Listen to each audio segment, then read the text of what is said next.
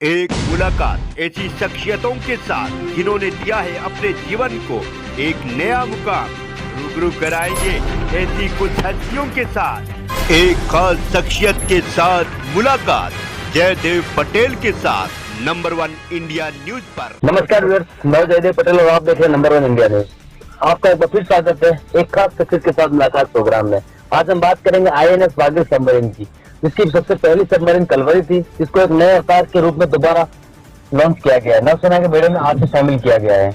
INS वागिर submarine के नए अवतार में क्या खास है, उसको किस तरह के हथियारों से लैस किया गया है और इसकी क्या कुछ खास विशेषताएं हैं, इसी पर ज्यादा बात करने के लिए आज हमारे साथ फोन कॉल पर खास मेहमान है रिटायर्ड कमांडर एवं नई फाउंडेशन के प्रेसिडेंट विजय वेटेरा। विजय वेटेरा जी, आपका बहुत बहुत स्वागत है हमारे प्रोग्राम में। शुक्रिया इनवाइट करने का। जी विजय वेटेरा जी, आपसे मेरा पहला सवाल है कि INS वागिर सबमरीन को भारत की नौसेना के बेड़े में आज से शामिल कर दिया गया है, इससे किस तरह की मारक क्षमता नौसेना की बढ़ जाएगी? ये आज का दिन हमारे लिए बहुत ही गर्व का दिन है, इंडियन नेवी के लिए और इंडिया के लिए। ये 5वीं कलवरी क्लास सबमरीन है जो आज कमीशन हुई है chief of the naval staff के हाथों से मैग्नोडॉक में बिल्ड हुई है। ये सबमरीन 12 नवंबर 20 को लॉन्च हुई थी और पिछले 11 महीने में पूरी तरह वर्कअप करके जितने भी इसके वेपन्स प्लेटफॉर्म है उसको टेस्ट किया, सेंसर्स को टेस्ट किया और आज इस शुभ दिन आया कि ये कमीशन हुई है और आज के बाद ये हमारे पनडुब्बी बेड़े में मिल जाएगी और इसके मिलने से हमारी इंडियन नेवी की जो कैपेबिलिटी है, मैरीटाइम कैपेबिलिटी है, वो और एनहांस हो जाएगी, जिसमें इसमें सबसे वर्ल्ड के सबसे बेस्ट सेंसर्स लगे हुए हैं और इसका जो वेपन पैकेज है उसमें गाइडेड मिसाइल टॉर्पीडोज हैं और सब सर्विस टू सब जो किसी भी एनिमी की लार्ज फ्लीट को न्यूट्रलाइज कर सकते हैं। और ये सबमरीन में से हम मरीन कमांडोज भी लॉन्च कर सकते हैं स्पेशल ऑपरेशन के लिए, स्पेशली बिहाइंड एनिमी लाइन। और सेल्फ डिफेंस के लिए इसके पास state of art torpedo decoy system है। तो एक बहुत बड़ा अच्छा इंपॉर्टेंट प्लेटफॉर्म हमारी इंडियन नेवी को मिला है आज के दिन। जी विजय वेटेरा जी, हमारे पड़ोसी देश चीन हो गए, पाकिस्तान हो गए, श्रीलंका हो गए, जिस तरह समुद्र में अपने पैर पसार रहे हैं, ऐसे में INS वागिर के आने से हम इनको चुनौती देने के लिए कितने सक्षम हो जाएंगे?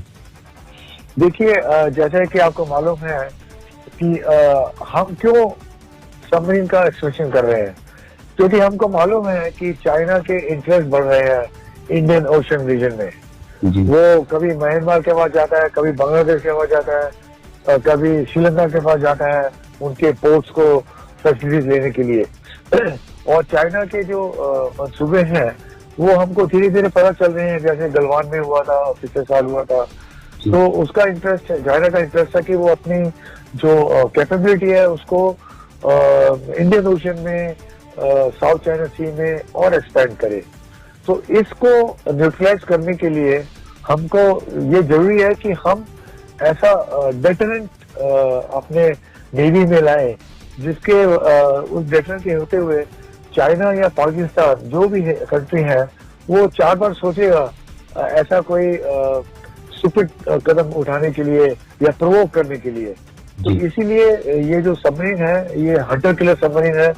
इसका मकसद ये है कि एनिमी शिप जब बाहर आते हैं उनको न्यूट्रलाइज करने के लिए, उनको सिंक करने के लिए।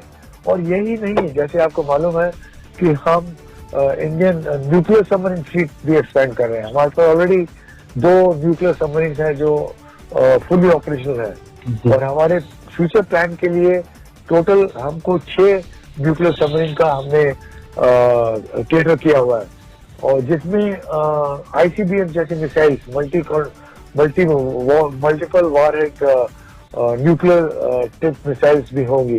तो आप समझ सकते हैं कि अगर हमारे पास जब कैपेबिलिटी हो जाएगी आने वाले वर्षों में 1 या 2 nuclear submarine bay of Bengal में और एक या 2 अरेबियन सी में रखने से वो पूरा एरिया कवर हो जाएगा और हम चाइना हो या पाकिस्तान हो या कोई अदर कंट्री हो, उनको हम एक मैसेज दे सकते हैं कि आप अननेसेसरली इंडिया से कोई छेड़खानी करने की जरूरत नहीं करना, क्योंकि हमारे पास कैपेबिलिटी है कि हम आपको ध्वस्त कर देंगे। जी विजय भट्टराज जी, INS वागिर सबमरीन की खासियत क्या है और ये आत्मनिर्भर भारत के तहत कितना बड़ा कदम है? तो जैसे मैंने आपको बोला है कि इसके पास सबसे बेस्ट सेंसर्स है, वर्ल्ड के सेंसर्स है। सेंसर्स में क्या होता है कि जब सेंसर्स होते हैं तो आपकी कैपेबिलिटी बढ़ जाती है अंडर वाटर डिटेक्ट करने के लिए। मतलब आप एनिमी शिप्स को जो ऊपर जा रहे होते हैं और आप अंडर वाटर हो तो आप उनको बहुत दूर से डिटेक्ट कर सकते हैं, यू नो। तो जितनी हम जल्दी उसको डिटेक्ट करेंगे उतना जल्दी हमको उतना टाइम मिलेगा सबमरीन को पोजीशन लेने के लिए, अटैक करने के लिए, और हम उसको ध्वस्त कर सकते हैं। और इसके जो मिसाइल्स भी हैं इसमें फिटेड हैं जो अंडर वाटर से सरफेस शिप में लगा सकते हैं। तो ये एक बहुत ही इंपॉर्टेंट वेपन है और द बेस्ट थिंग है क्योंकि ये कन्वेंशनल सबमरीन है और बहुत साइलेंट सबमरीन है। इसको डिटेक्ट करना किसी भी एनिमी के शिप या एयरक्राफ्ट के लिए बहुत ही मुश्किल होगा। जी, आत्मनिर्भर भारत के तहत ये कितना बड़ा कदम है? तो ये आत्मनिर्भर भारत में जो हमारे पॉलिटिकल लीडरशिप, प्राइम मिनिस्टर ने एक मिशन दिया है कि 2047 तक इंडिया की जो डिफेंस फोर्सेस होंगी वो वर्ल्ड क्लास की होंगी, वो ऐसी इंपॉर्टेंट होगी और ऐसी ध्वस्त करने वाली होंगी।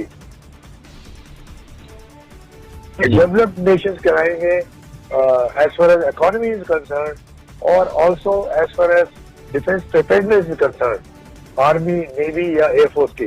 तो इसीलिए जो आत्मनिर्भर मिशन है जो प्राइम मिनिस्टर का, ये बहुत ही रिवोल्यूशनरी मिशन है, क्योंकि जब तक हम आत्मनिर्भर नहीं बनेंगे और अगर हम दूसरे देशों पे डिपेंड करें इंपोर्ट के लिए, जो हमारे इक्विपमेंट्स हैं उसके लिए, वो at the time of war कभी भी प्रोडक्शन से बंद हो सकते हैं। तो इसका मतलब जो हमारी वॉर करने की क्षमता है वो कम हो सकती है। लेकिन अगर हम आत्मनिर्भर रहेंगे होगी, हमारी खुद की इंडस्ट्रीज प्रोड्यूस करेंगे, हमारे जो इंडस्ट्रीज है उनका भी मोरल बूस्टअप होगा कि हम खुद अपने ही देश के डिफेंस फोर्सेस के लिए वेपन्स बना रहे हैं। तो एक बहुत ही अच्छा और फ्यूचरिस्टिक जो प्लान है, प्राइम मिनिस्टर का विजन है, I think it will make India as one of the most potent country with economy, with defence forces and other things. So we will be counted, we will be consulted for all important decisions of the world by other countries. विजय भट्टराज जी, आपसे मेरा closing question है कि INS वागिर का पुराना अवतार और नए अवतार में क्या कुछ अंतर है और ये सबमरीन किस तरीके के हथियारों से लैंस है? So आपको मैं एक चीज बताऊं, जो ये INS वागिर जो पुरानी थी वो 1974 के शुरू में कमीशन हुई थी, और उसके बाद की जो सबमरीन थी INS वागली, उसका मैंने खुद कमीशन किया था 10 सितंबर 1974 में। उस टाइम अर्सवाइल USSR रीगा में मैं उसका कमीशनिंग क्रू था। तो ये जो पुरानी वागिर थी वो फॉक्सट्रॉट क्लास सबमरीन थी जो हमने रशिया से ली थी, टोटल 8, और वो एक्चुअली और उसमें से हमारी 2 सबमरीन में 71 वॉर में भी टेक पार्ट किया था। INS करंज ने किया था अरेबियन सी में अगेंस्ट कराची हार्बर, और INS खंडेरी ने किया था बे ऑफ बंगाल में अगेंस्ट ईस्ट पाकिस्तान। और उन दोनों सबमरीन की वजह से जो कराची हार्बर था वो पूरा ब्लॉकेड हो गया था, कर दिया था, और जो चिटगांव हार्बर था ईस्ट पाकिस्तान का वो भी कम्प्लीटली ब्लॉकेड कर दिया था। तो ना वेस्ट पाकिस्तान की नेवी अपना पोर्ट छोड़ के बाहर जा सकती थी, ना उस टाइम ईस्ट पाकिस्तान की नेवी जा सकती थी।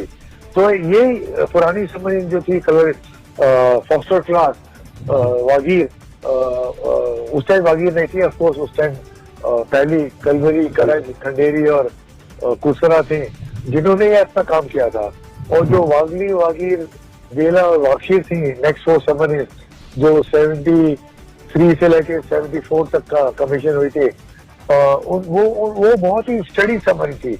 अपने it was one of the best training platform. उस सबमरीन से आप कुछ भी कर सकते थे। आप जो डिफरेंस है उस सबमरीन और अभी सबमरीन में है कि उसमें भी हम सिर्फ टॉर्पेडो लॉन्च कर सकते थे अगेंस्ट एनिमी शिप और अगेंस्ट एनिमी सबमरीन। वेयरएज ये जो सबमरीन है इसमें हम टॉर्पेडो भी लॉन्च कर सकते हैं और हम सब सरफेस टू सरफेस मिसाइल्स भी लॉन्च कर सकते हैं अंडर वाटर।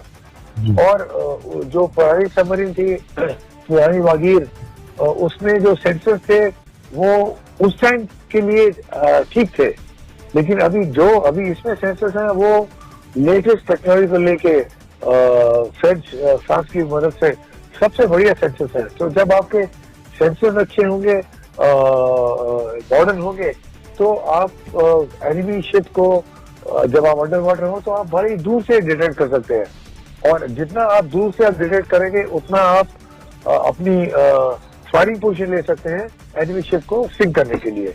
तो ये बेसिकली जो 40-50 साल में टेक्नोलॉजी डिफरेंस हुआ है वो आपने